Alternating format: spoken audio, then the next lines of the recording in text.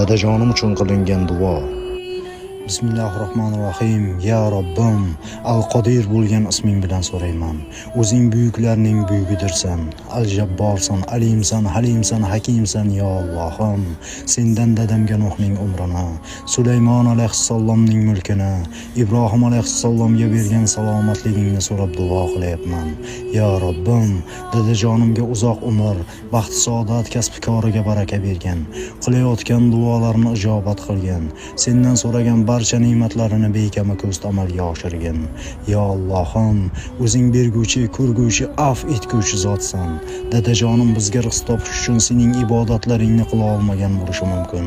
Sening ro'zalaringni tuta olmagan, haj, umra ziyoratlaringni qila olmagan bo'lishi mumkin.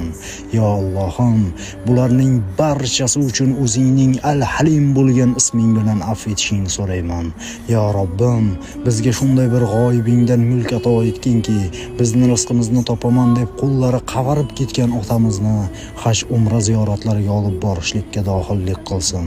Ya Allohim, bizni biz bo'lishimizga sababchi bo'lgan, bizni voyaga yetkazgan, eng asosiysi bizga seni va sening Qur'oningni tanitgan dadajonimni ya Robbim ikki dunyo jannating bilan siylagin. Amin.